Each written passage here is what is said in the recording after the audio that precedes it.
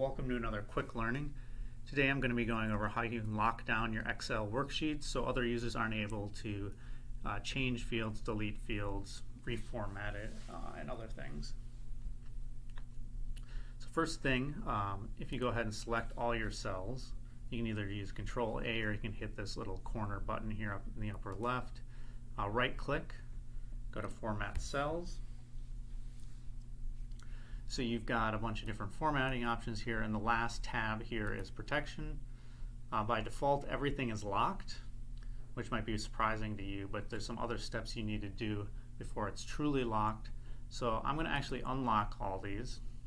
So I'm just going to create a little block of cells, and I'm going to color these red. These are the ones that I'm going to lock.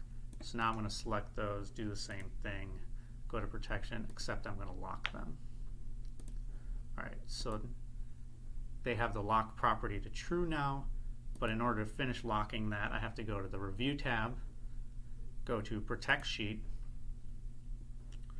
So in this sheet, if you still want the users to be able to format or lock cells or insert rows or things like that, you can go ahead and check those.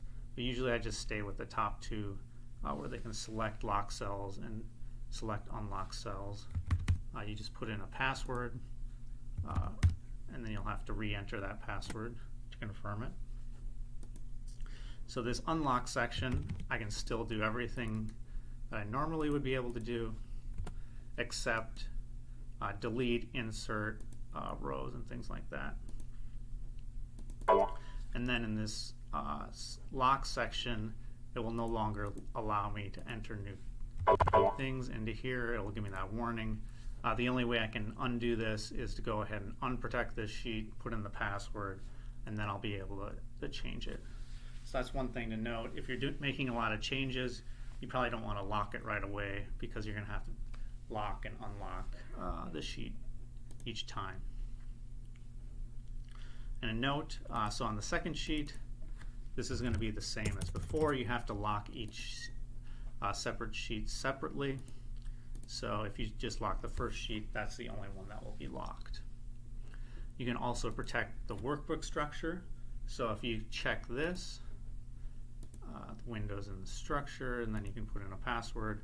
Now I'm no longer able to delete and insert different tabs as well. Some of the other changes you can make, if you're not interested in locking, you just want to highlight the changes, you can go ahead and select that. Click this option. You can select when you want the changes to be highlighted, since the last save, since the last review, etc. So let's do since last save. Just save this. Now if I just enter something, you can see it's got this comment on there that has been changed.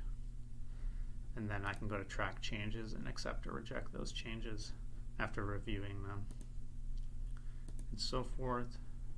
I can also share the workbook, and then this will allow me to have more than one user make changes at the same time, and then it will ask you different things about how you want to merge those changes when two users are working on the same workbook, and how long you want to keep the history for.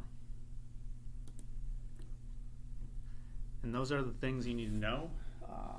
If you're going to share your workbook and you want to keep things locked and the structure the same to keep users from kind of fiddling with everything. So thank you very much.